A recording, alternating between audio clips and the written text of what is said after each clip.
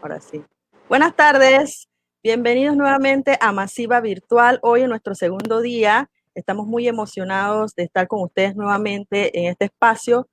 De parte de la Dirección de Cultura y Educación Ciudadana de la Alcaldía, les mandamos nuestro cordial saludo y hoy vamos a arrancar con nuestro primer conversatorio dedicado a los derechos digitales para creadores de contenido.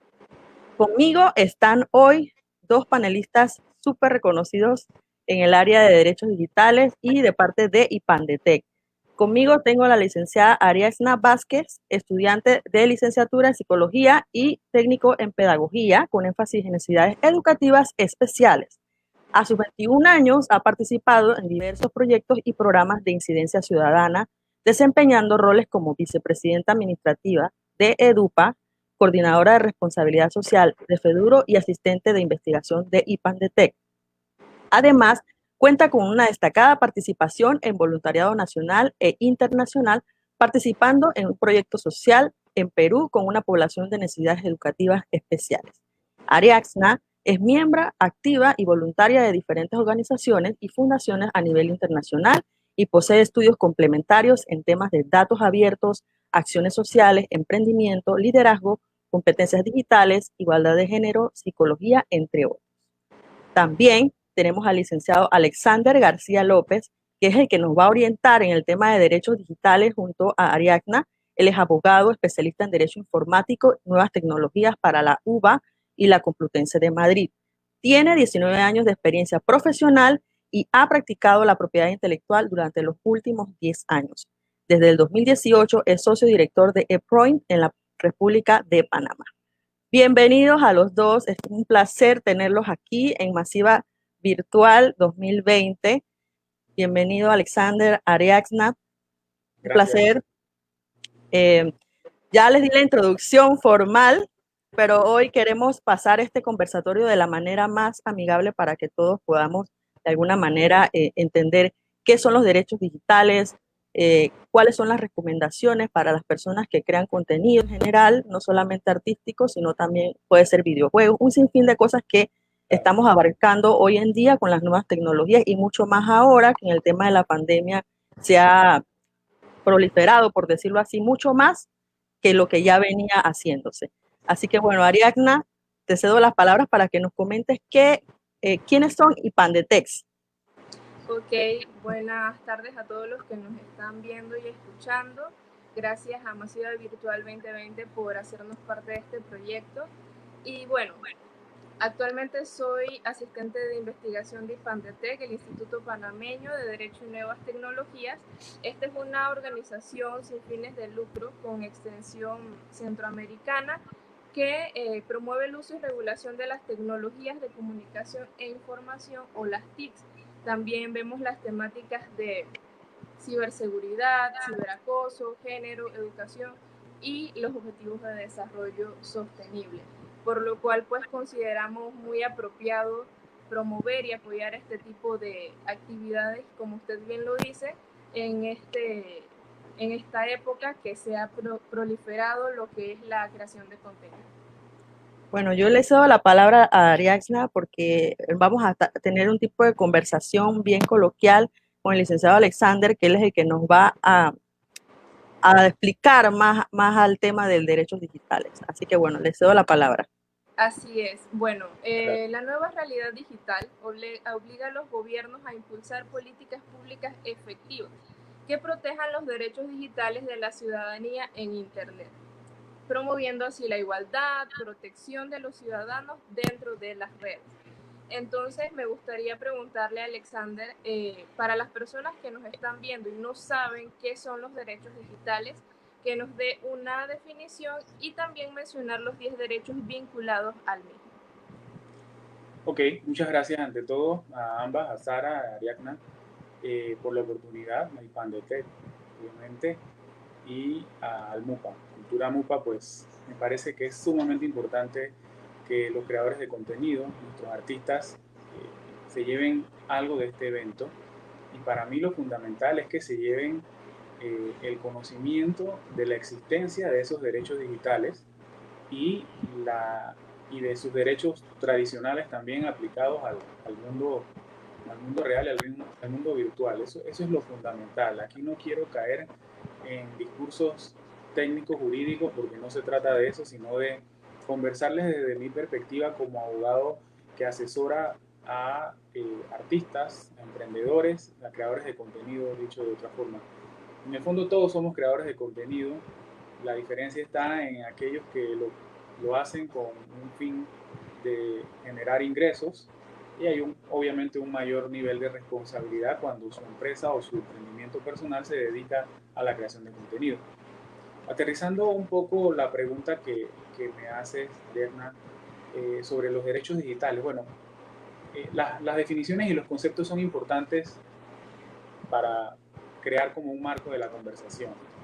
Podría decirte yo que el término de derechos digitales describe derechos humanos. Eso es importante, ya que se refiere a personas y a los derechos que tienen de acceder, de utilizar, de crear y de publicar, en el caso de los creadores, en medios digitales, y también acceder y utilizar, por ejemplo, dispositivos electrónicos y las redes de comunicación.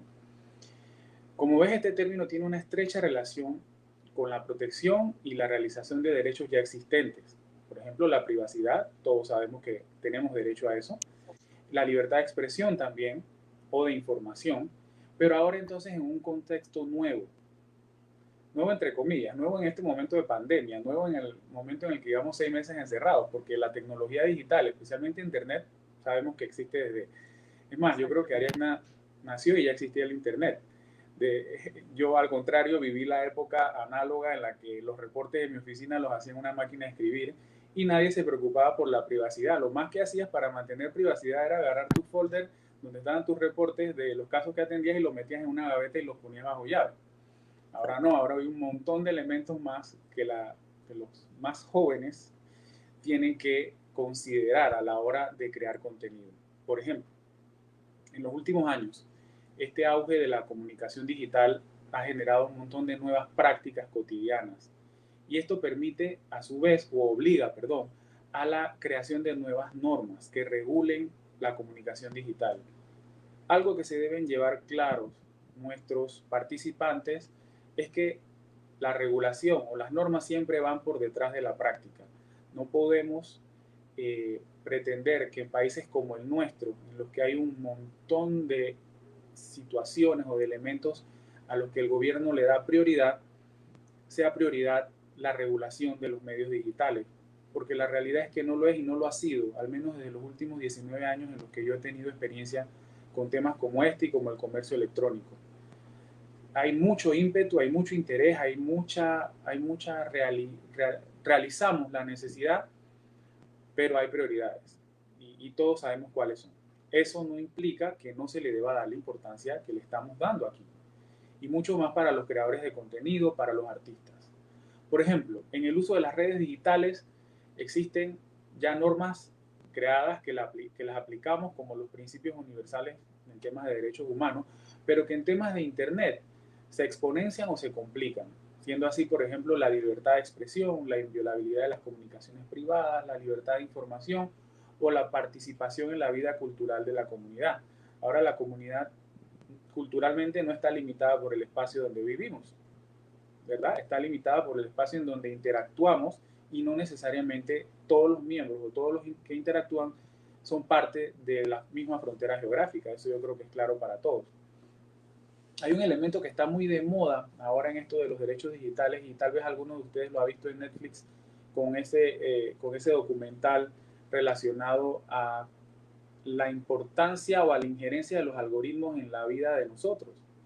Yo quedé estupefacto en días pasados cuando lo vi, y en lo que más pensaba era en mi hijo, porque sentía como un derecho o un deber como padre de defender su privacidad y a que no caigamos en ese entregar todos nuestros datos para que grandes hermanos nos manipulen, y grandes hermanos obviamente distanciados de los gobiernos, sino sometidos a las empresas que son las que nos permiten interactuar en este siglo XXI. Entonces, se habla hoy en día del derecho al algoritmo para hablar principalmente de la preocupación de los activistas con relación a la virtualidad.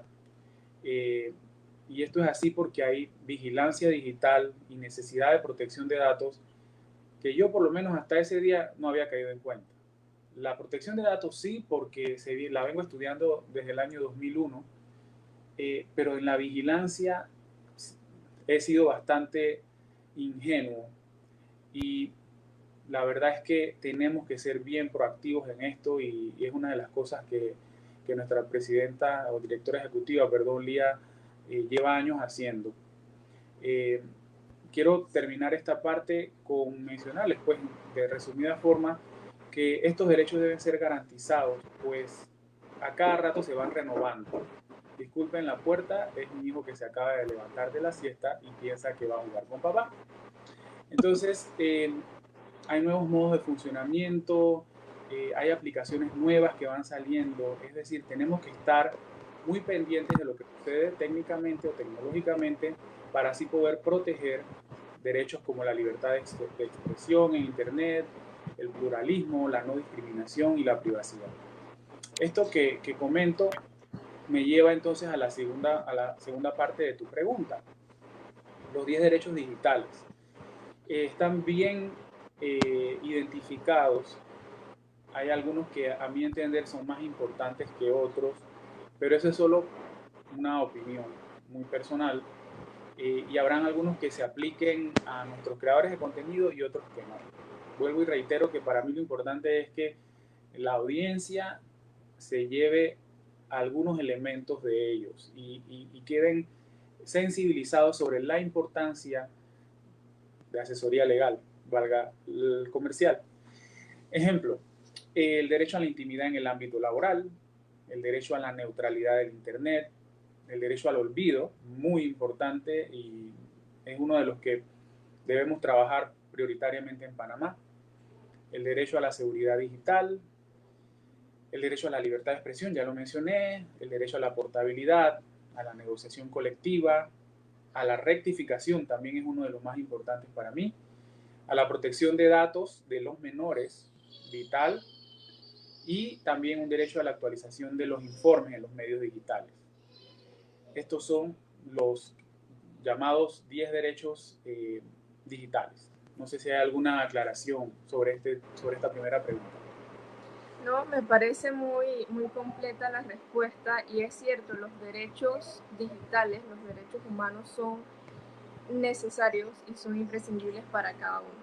Entonces, sabiendo que los derechos en general suelen estar relacionados entre sí, es también importante saber de qué forma se relacionan. Entonces, no sé si puedas mencionarnos la relación entre los derechos humanos y los derechos digitales. Sí, seguro. Y es muy buena la pregunta, porque si me prestaron atención, vieron que mencioné que los derechos digitales es una forma de aplicar derechos humanos ya existentes al nuevo mundo en el que vivimos, al siglo XXI. Y se habla entonces de derechos humanos de cuarta generación. Los teóricos, abogados de tradición, te suelen confrontar y decir que no, que estamos frente a los mismos derechos aplicados nada más a la nueva realidad tecnológica, pero desde que yo hice mis estudios de posgrado me quedó bien claro que no es así, que estamos ante ramas del derecho que evolucionan a la par de la tecnología o que tratan de ir a la par de la tecnología para regular o normar la injerencia de la tecnología en la vida del hombre.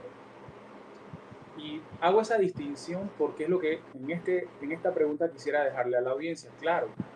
Dejarles claro que alguien podrá decirles, no, es el mismo derecho humano que tienes para proteger tu privacidad, el que tienes para proteger tu privacidad en las redes sociales.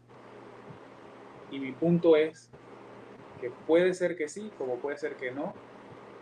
Principalmente el no viene de la mano de que la tecnología expone o exponencia todo lo que se vive en el mundo real de una forma que sobrepasa la capacidad normal del ser humano. Ejemplo, para comprender los derechos humanos tenemos que reflexionar constantemente en, en los desarrollos técnicos y cómo afectan el entorno humano. La influencia de la tecnología informática en el mundo de la cultura, por ejemplo, además de dotar de significado a un montón de principios éticos, tenemos que estos principios acabarían siendo solamente como una declaración de intenciones si no los aterrizamos a la realidad tecnológica de nuestros creadores de contenido. Tenemos responsabilidades ciudadanas nuevas, aparecen nuevos valores, derechos y estructuras sociales que antes no existían, como por ejemplo ahora en una de las redes se puso de moda ver cuáles son como tus 6 o 7 círculos o que giran alrededor de ti, y alguien comentaba enseguida, ¿habrán pensado la cantidad de data que recogió la empresa que creó esa aplicación? Yo gracias a Dios no la usé, no hice eso, primero porque soy un aburrido en las redes, pero sí me distrajo mucho abrirlas y ver a la gente que estaba alrededor de la gente con la que yo trabajo o estoy, principalmente mi esposa. Alguna vez me puse a ver quién está por ahí. Mentira. Entonces, sé que en este tema la interrelación humana se amplifica, como les dije, por la tecnología, se crean nuevas comunidades virtuales y hay, por ejemplo, criterios de pertenencia, ya no hay territorio, la lengua puede ser compartida o no. Estamos ante un nuevo modelo visionario de la sociedad. Y en ese sentido, obviamente, hay una correlación entre los derechos de la persona que interactúa a través de redes sociales, de la persona que crea contenido, porque a su vez es el titular de esos contenidos, o de las personas que son parte de esos contenidos. Imagínense un menor de edad que no ha autorizado el uso de su imagen en un video que fue compartido en YouTube por una persona que no tenía derecho a hacerlo, que no buscó la validación de los padres del menor o de quien tenga la tutela, y eso por poner un ejemplo muy sencillo. Así que espero haberles dejado por lo menos marcada esa simbiosis que hay entre los derechos humanos y los derechos digitales. Es que al final, yo quiero intervenir porque al final los derechos humanos, o sea, me va a afectar, por ejemplo, en el caso de los creadores de contenido, ¿no? Generalmente comparten en las redes sus trabajos y más allá de sus trabajos, su vida privada. Entonces no sabemos hasta qué nivel, por ejemplo, ahora que está de moda no sé si mencionarlo, que empieza con T y termina en K, que espían, en teoría, según dicen, no podemos verificarlo, pero espían prácticamente a un nivel exorbitante a muchas, y he visto casos de artistas, por lo menos le doy en Asia, que tengo referencias de artistas que empezaron a generar contenido en TikTok y se dieron cuenta y retiraron la cuenta, porque al final lo que la gente quiere es su música, quiere que se muestre la música y se sale más allá del contenido que realmente quiere compartir ese artista o ese creador de contenido, ¿no? Que también es la parte de los derechos, ¿no? Que tiene todo ser humano. Y ponte a ver, me voy por el lado que mencionas de esa aplicación. Sería muy lamentable para un artista nacional que pega una canción, que luego vea que se está usando su canción en esa aplicación sin haber recibido sus correspondientes regalías y sin haber ni siquiera podido reclamar o hacer valer la paternidad sobre su obra. ¿Ves? Entonces ahí hay un derecho afectado y hay un derecho digital afectado. Entonces, vuelvo y digo, de cada ejemplo que vemos, lo importante es que nuestra audiencia sepa que tienen derechos y obviamente obligaciones, como la que mencioné, de obtener la autorización de los padres a la hora de utilizar la imagen de un menor, o de respetar los derechos de autor de otros tipos de contenido que van a compartir. Una pregunta que tienen aquí, perdóname, dice García y Anita, dice, ¿qué sería el derecho al olvido? Que lo mencionaste hace un momento.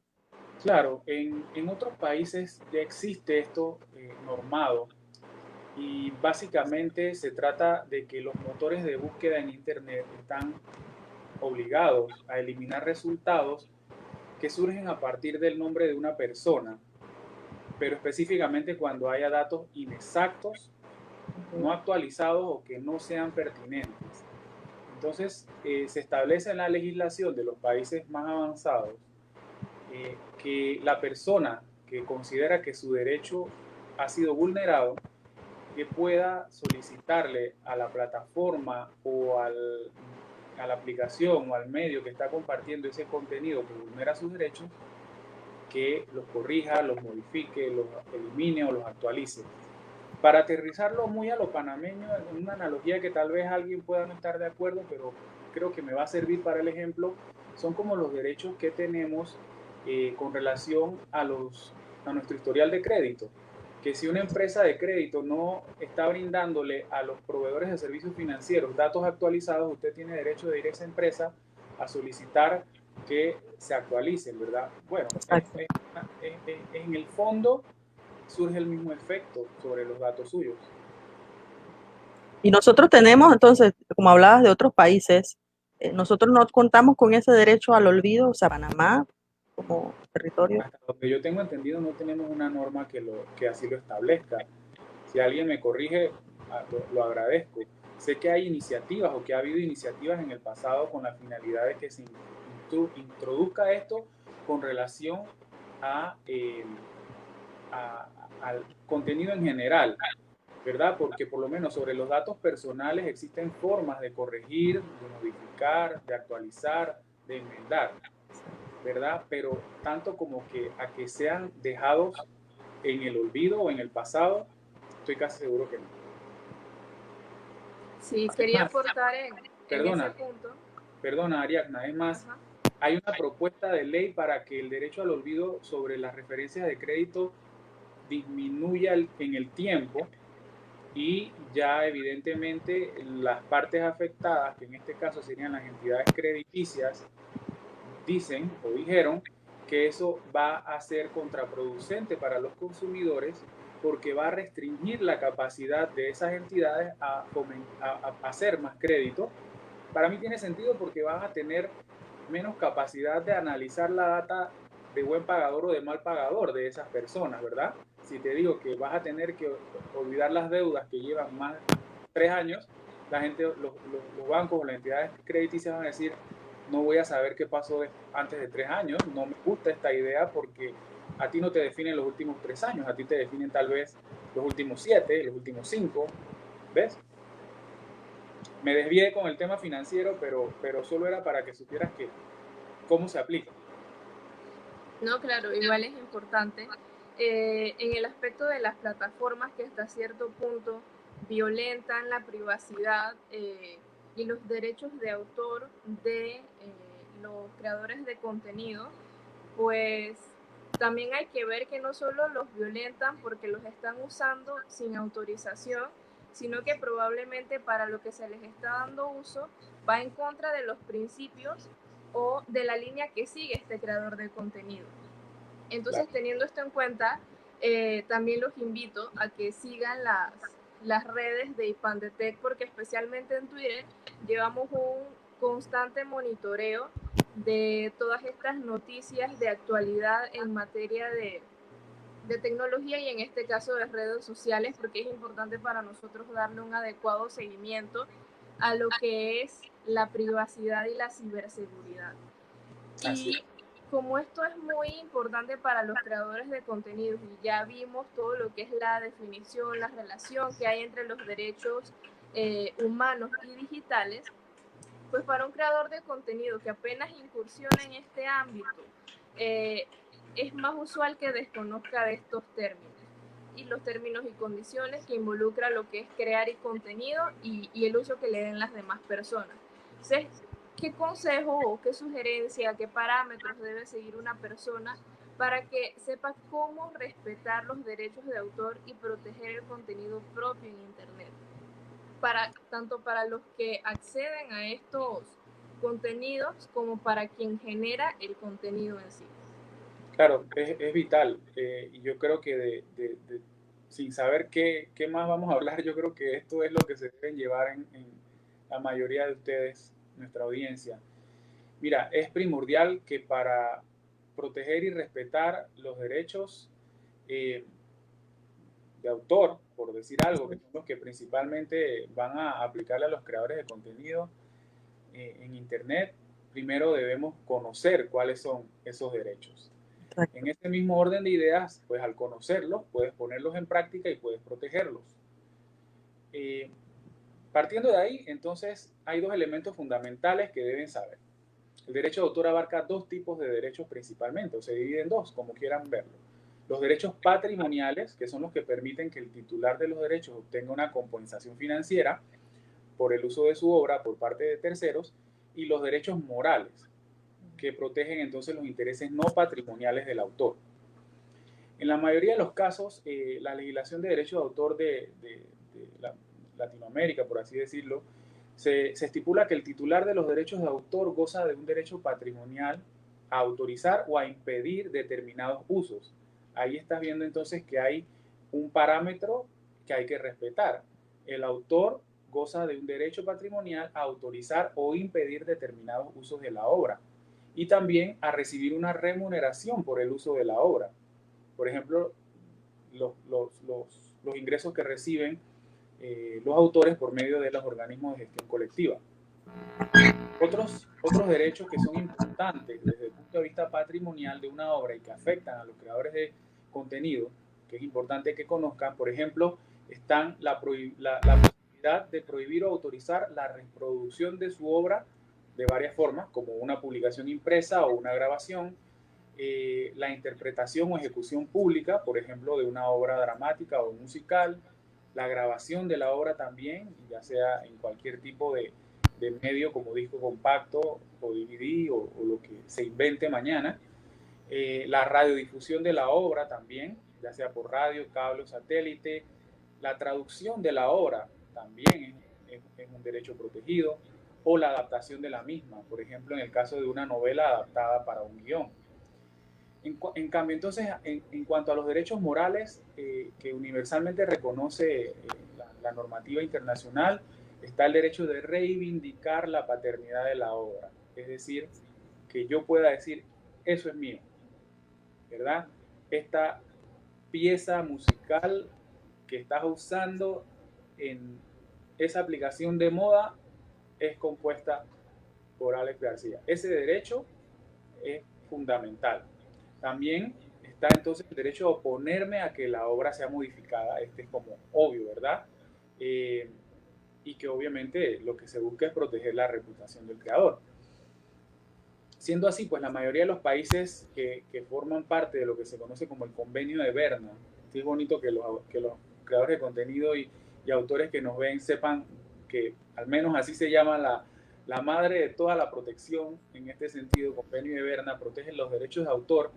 Y hay algo fundamental que siempre le digo a mis clientes: tu obra se protege automáticamente desde su creación, no tienes que efectuar ningún registro ni ningún trámite, pero que no se entienda que no es que no puedes registrar, al contrario, se recomienda registrar, pero esto se busca con la finalidad de hacer más fácil la aclaración de controversias o pleitos en caso de dudas sobre titularidad o creación, ¿verdad? También para transacciones financieras, ventas o cesiones de derechos es importante el registro, pero no para que puedas reclamar la paternidad de tu obra o tu derecho moral. Resumo entonces de que estos elementos que he mencionado son los que te van a ayudar, Ariadna, como preguntabas, a respetar los derechos ajenos y a proteger los tuyos. Si no los conoces, es imposible que los respetes y que los protejas. Ahora que mencionas lo de que desde que sale la obra ya tú tienes un derecho, ¿verdad? Sí. Y doy un ejemplo en particular que me recuerdo siempre porque yo lo sigo a él se llama Luisito Comunica, él es youtuber, y a él le pasó algo muy particular. Él hace muchos viajes alrededor del mundo y los publica en su canal y todo, salió todo. Y lo cómico fue que a Luisito Comunica le cayó un strike de un video no voy a decir, de un canal internacional de Chile, y al final era al revés del asunto. Ellos le reclamaban el derecho de imagen de los videos que él había hecho en esos viajes, y habían hecho un video en YouTube con recortes de varios viajes que él había hecho, y y realmente el que tenía que haber hecho el strike era él al canal de Chile. Entonces son Claro, cosas como irónicas que también tienen mucho que ver con el derecho digital, cuando las personas crean su contenido, a pesar de que, o sea, lo lanzó primero, pero el mismo sistema, no sé cómo, permitió que se violentara si él fue el primero que subió el contenido. Entonces, como que, claro, y aunque hay de facto cosas en el sistema, no siempre se cumple el derecho claro que digital. no, porque los sistemas son programados por seres humanos que se equivocan en la codificación. Entonces, por eso es importante en este caso que tú mencionas el derecho a rectificación, que seguramente se aplicó para que se le otorgara la paternidad a quien le correspondía, no necesariamente a quien la reclamaba, que según te entiendo no era el verdadero padre de la criatura. Pero, bueno, si de ejemplos se tratara este live, no acabamos nunca. O sea, esto es, para mí, desde el punto de vista jurídico, es la belleza del derecho de autor. O sea, no paga muy bien que digamos, pero es hermoso porque se trata de la creación, de la capacidad intelectual del ser humano y de cómo explotar arte. Y para mí como abogado, que solo sé ser abogado, es maravilloso lo que hacen mis clientes, los artistas. Honestamente se lo decía en estos días a un proveedor que también es cliente y yo decía, Fren, tú eres baterista, eres creativo gráfico, diseñador, yo nada más sé derecho de autor. Entonces él me decía, no, pero tú, para mí es un honor estar hablándole a personas que tienen tanta capacidad artística. Bueno, aquí Dígame. tengo unos comentarios para ver si les contesta a José Alex Guevara. Dice, con esto de las clases por TV se presentan muchos videos de estudiantes menores exponiendo charlas o demás. ¿Piensa usted que está dentro de la ley este tipo de exposición, así tengan consentimiento de sus padres? Wow, qué interesante, no tenía ni idea que esto estaba sucediendo. Yo considero que se debe aplicar la normativa general que establece que la imagen del menor se debe difuminar, aunque haya una autorización del padre, aunque el medio de comunicación haya obtenido una autorización del Ministerio de Educación, lo que prevalece es la protección de la imagen del menor. Y esto sí es derecho de familia básico. Siempre vas a encontrar que la imagen, que el derecho del menor es el que prevalece. Entonces, veo difícil que se pueda aplicar un derecho de exponer la imagen de un menor sobre la prevalencia de la obligación a protegerlo. Y bueno, que quede en actas que esto es preocupante. Sí. En ese aspecto, yo quería aportar también que como en IPANDETEC, pues le damos un seguimiento a todo este tipo de noticias. El 30 de julio de este año, el Meduca hizo un comunicado en el que le prohibía a todos los docentes, profesores, cualquier persona que manejara contenido audiovisual, fotos, screenshots en el que aparezcan pues los estudiantes, está prohibido difundirlos en las redes, compartirlos en grupos, porque estás violentando la imagen de los estudiantes. Entonces recordemos que la imagen es un dato personal. O sea, independientemente que no sea un dato biométrico o algo así más complejo, es un dato personal y tú no puedes utilizar pues la imagen de una persona sin su autorización y menos si es menor de edad. Entonces, en ese momento en el que iniciaron las clases virtuales, empezaron a desplegarse una serie de videos, imágenes de los niños mandando sus evidencias, haciendo las tareas y eso, pero el Meduca emitió su comunicado y actualmente está prohibido, no se puede realizar. Dice aquí García Anita, dice, la canción o música está disponible para utilizar en una plataforma, ¿se está violentando el derecho de autor? Ahí Bueno, realmente depende. depende de la plataforma también. Depende de cómo esté compartido en la plataforma. Yo voy a irme por el lado negativo, es decir, por el lado práctico. Una canción de Sech que esté disponible en iTunes y está disponible, porque obviamente el que la descarga o el que la compra o el que la utiliza o el que es usuario de iTunes le paga a iTunes y a iTunes le da su sencillo a Sech. Pero yo no puedo agarrar la canción y montarla en un video de Alex montando patineta en el que voy a promover una marca, porque uno, la marca me va a preguntar de salida, oye, ¿tú le estás dando regalías a Seth o le estás reconociendo al menos la paternidad sobre la obra? Dos, si yo voy a lucrar sobre ese video sin alegar la paternidad de la canción y sin pagar lo que él pida por la licencia de uso, obviamente entonces estoy violando derechos de autor. Y eso partiendo de la premisa de que la canción está disponible en una plataforma, ¿verdad? Así que la respuesta en este caso, yéndonos por ese ejemplo, es que esté disponible no quiere decir que yo la pueda usar para fines específicos. Exacto. Y a veces es como la tentación, porque como está en el tren, está de moda, yo quiero que la gente, porque yo también, por ejemplo, hay gente que le gusta estar siempre en las redes, teniendo seguidores y comparten contenido que no les pertenece, ¿no? Que es de otra persona que realmente sí está generando su Pero trabajo. si te das cuenta, también las plataformas tienen o tratan de controlar eso, porque lo Exacto. primero que hacen si subes una canción es decir, este derecho de autor te pertenece, o al Exacto. menos renuncias o estableces claramente que no lo estás haciendo con fines comerciales, o sea, son Hay cosas, maneras. sí. Claro, porque tengo entendido que por lo menos en YouTube te permite hacerlo en ocasiones, pero sin monetizar pues el video que vas a estar utilizando. Claro, de eso se trata al final. Sí.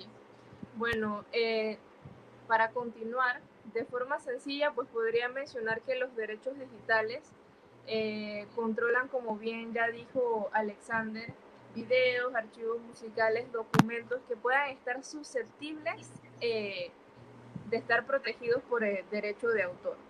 Si es un archivo protegido con esta tecnología, le permite al distribuidor controlar quién, cuándo y cómo va a ver ese archivo en base a la licencia de distribución que haya diseñado el autor. Partiendo de esta premisa, entonces, para los creadores de contenido, ¿cómo podrían ellos gestionar sus derechos digitales sobre las obras o contenidos que les pertenecen? Ok, es un tema sobre todo porque un buen ejemplo de gestión es la gestión colectiva que se hace por parte de las asociaciones que la ley ha establecido con referencia a los músicos, a los artistas o a los creadores de piezas musicales. Pero aún así, he escuchado o he leído a nivel mundial que hay una insatisfacción enorme sobre los ingresos que generan los compositores y los artistas a través de servicios digitales. Y eso hablando de artistas de renombre. Por ejemplo, yo supe que Taylor Swift sacó su música de una plataforma de servicio digital y cuestionó a otra. Hay un músico muy activista que se llama David Byrne, que le da plomo cada vez que puede a estas empresas que te dan un centavo de cada clic que le hace la gente a tu pieza. Entonces, es un problema diverso, sin duda. En este yo creo que sí me agarré hasta Ariadna porque no creo tener la respuesta exacta, pero te voy a decir que para que nuestros creadores presentes no se sientan mal, esto es a nivel mundial, los intérpretes, los ejecutantes, los artistas, los creadores, sienten que la remuneración es muy baja, la que proviene pues al menos de los servicios digitales. Lo que sucede es que se les vende la idea de que si un número suficiente de personas utiliza el servicio en el que está su arte, por más que lo puedan ver como un grano de arena, al final si hay mucha masa crítica se convierte en una montaña. Pero para un artista nuevo, para un creador de contenido nuevo, esto no es real, o sea, eso toma mucho tiempo. Y si dependes exclusivamente de los ingresos que provienen de este tipo de servicios, en 6 meses estás en la calle mejor presentando tu arte en un semáforo que a través de una plataforma digital. Entonces, esto aplica mucho en la industria musical, es donde más se ve. Y creo que vale la colación porque, por ejemplo, si para los músicos, compositores, artistas, intérpretes y ejecutantes sigue siendo insuficiente lo que ven en concepto de del mercado digital que está dominado por la industria musical, eso que les quede claro a todos. Ahora imagínense entonces el resto de los participantes del entorno digital. Sienten que la fuente de ingreso es muy poca. Estamos hablando del medio audiovisual, de la literatura, de la fotografía. Es un tema bien complejo y yo pienso que al final lo que se requiere es de un diálogo entre las partes interesadas y el gobierno, con la finalidad de que haya consenso para que el modelo de negocio encuentre el punto de equilibrio con la monetización y la gestión colectiva, que creo que sí funciona y que debería aplicarse entonces para los bienes intelectuales protegidos de nuestros creadores de contenido, de forma que ellos sientan que la protección es justa y eficaz, que no piensen que el entorno digital no les brinda las posibilidades. No, creo que sí se puede resolver el problema, pero hay que lograr que se siente los representantes del gobierno encargados de esto y los representantes de nuestros artistas o compositores o creadores de contenido para que logren que se monetice efectivamente el trabajo que comparten.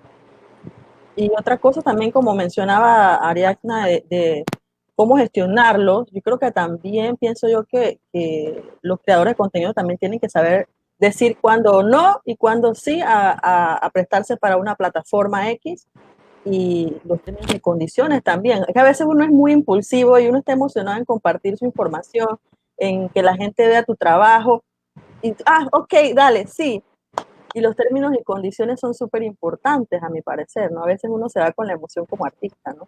Es que lo que menciona Sara, lamentablemente, es el resultado del mundo en el que vivimos, porque nos pasa a todos los profesionales que no sabemos decir que no, porque pensamos que tenemos que crear una masa crítica de clientela y de exposición, y al principio de nuestras carreras vamos diciéndole que sí a todos y a todo, y ahí nos tropezamos, aprendemos que no se le puede decir a todo, que sí, y bueno, eso es aplicado lo que tú dices en el mundo real y obviamente también en el mundo artístico. Sí, así es. Y bueno, como bien mencionaba al principio, desde IPANDETEC nosotros promovemos el uso y regulación de los datos abiertos.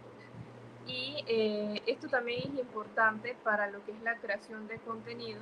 Entonces nos gustaría que nos digas algún parámetro o cómo utilizar los datos abiertos para la creación de contenido. Ok. Datos abiertos es un tema súper interesante y no soy experto, pero desde mi perspectiva, más que cómo poder utilizarlo, me gustaría que aquellos que nos están viendo y escuchando y que no están al tanto de la importancia de los datos abiertos, al menos se lleven este elemento que tú mencionas. Primero, tener claro que el concepto de datos abiertos o open data en inglés es una práctica y a la vez es un tema filosófico que persigue que determinados tipos de datos estén disponibles de forma libre para todo mundo. Entonces viene la parte más importante aplicada a lo que estamos hablando, sin restricciones de derecho de autor o de patentes o de cualquiera o ningún otro mecanismo de control de lo que estamos acostumbrados. Hay elementos éticos involucrados, gente de pelo largo y barbuda que te habla de que el software libre es importante, de que el open source o código de fuente abierta es importante, y también existe el acceso libre o open access. Entonces, debemos primero tener claro, recordar que los datos abiertos son todos aquellos que sean accesibles y reutilizables sin exigencia de permisos específicos.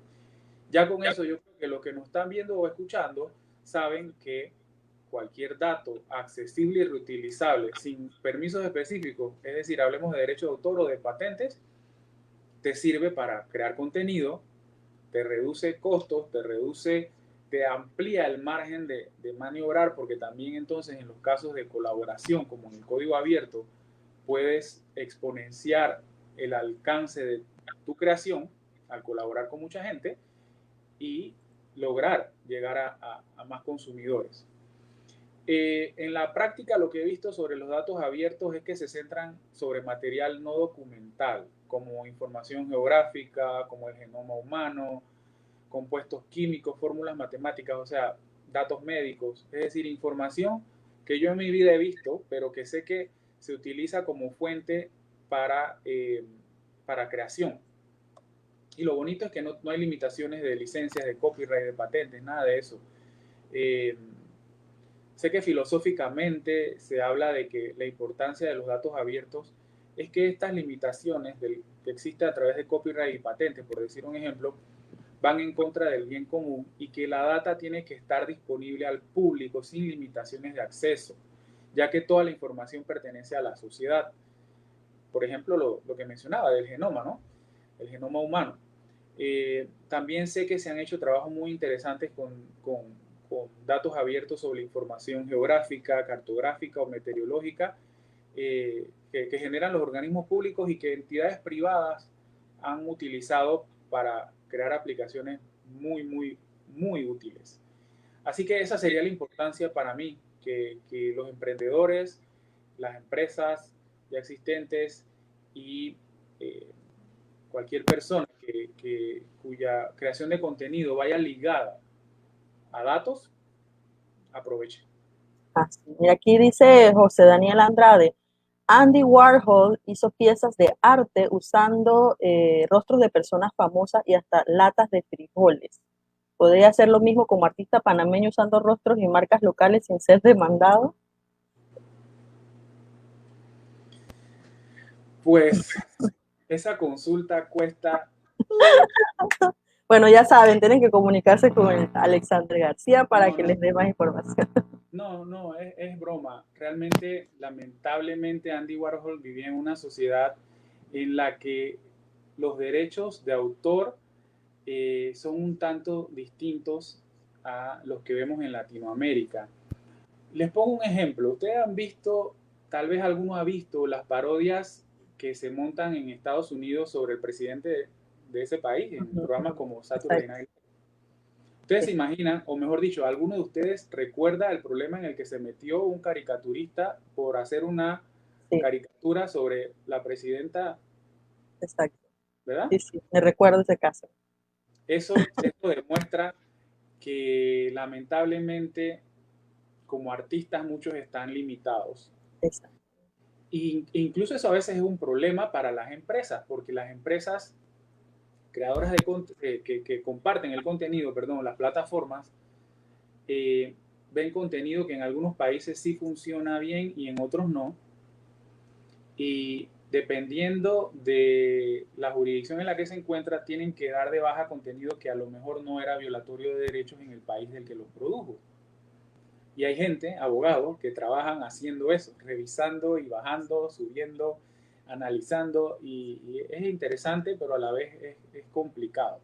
Entonces, bueno, Andy Warhol también vivió en una época en la que todo era más sencillo desde la perspectiva comercial, y de hecho creo que marcó un hito respecto al uso como arte. Bueno, hoy este tema está en verdad muy interesante. Ojalá podamos hacer una segunda versión, continuación, para ampliar un poco más y tener también algún tipo de capacitaciones para los artistas, porque en verdad se necesita que conozcamos nuestros derechos y hasta dónde podemos permitir más de 4 cosas con nuestro contenido. Y bueno, ojalá que Infandetec tenga más adelante algún tipo de propuesta para nosotros para que podamos hacer algo interesante también a nivel de educación ciudadana, porque también hay mucha información que desconocemos y lo queremos omitir, pero también la omisión es mala, ¿no? De no saber hasta dónde podemos. Así que bueno, ha sido un placer para la Dirección de Cultura y Educación Ciudadana de la Alcaldía de Panamá tenerlos aquí. Y bueno, nos vemos en Masiva Virtual. Vamos a seguir con más actividades hoy. Y si quieres saber más información, como comentaba Ariadna, escríbanle a ipandetec.org. Ellos ahí están a disposición para cualquier consulta que tengan que ver con derechos digitales. ¿Qué más, Ariadna? Para que no se me escape nada. Vemos todo lo de género, ciberseguridad, ciberacoso, privacidad, derechos humanos, derechos digitales. En verdad vemos una amplia gama de temas y de cosas. Así bueno, que ya saben, ya escucharon, así que no hay excusa para documentarse y estar al tanto de todo esto. Así que muchas gracias a Alexander García, a Ariadna Vázquez, Es para mí un placer y bueno, nos vemos en una siguiente edición de Masiva Virtual. Seguimos con otros conversatorios, así que no se despeguen de aquí de Facebook de Cultura Mupa. Que tengan una buena tarde y seguimos. Bye. Bye.